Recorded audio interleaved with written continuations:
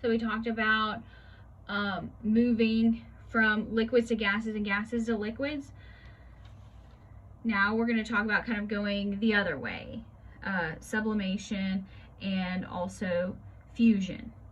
So what sublimation is, this is also a phase change, and this is where some molecules along the surface of a solid,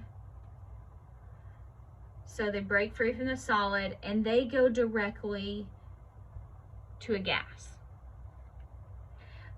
This is very common with dry ice, so CO2 sublimes. Now, you also have the opposite, which is called deposition. This is where some gas molecules actually get captured by the solid, so the gas goes directly to the solid. This is what happens in a freezer, and we call it freezer burn. And then we also have a melting point. So melting point is kind of somewhere in the middle. This is where molecules of a solid have enough thermal energy in order to overcome those intermolecular forces that hold them in place. So generally melting point is going to go from solid to liquid. So they don't go directly to gas, but here. So the energetics of melting, we call this heat of fusion. And that we call it delta H, FUS for fusion. So it's the amount of heat energy that is required to melt 1 mole of the solid.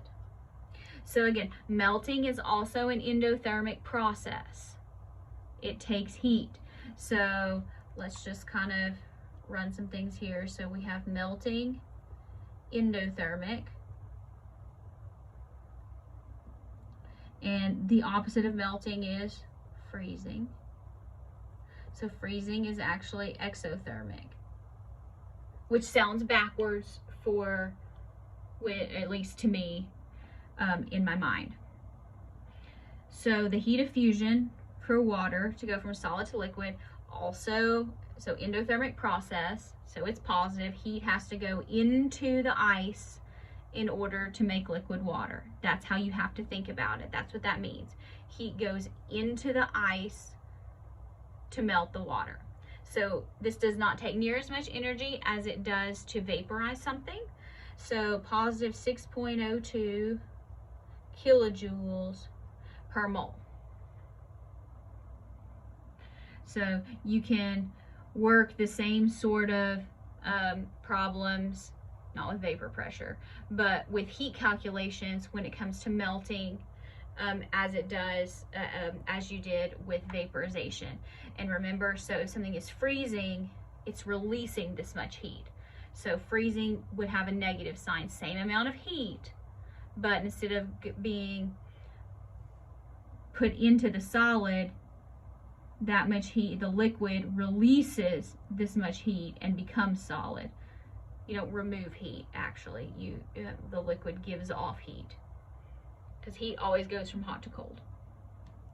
So the liquid gives off this much heat to become solid.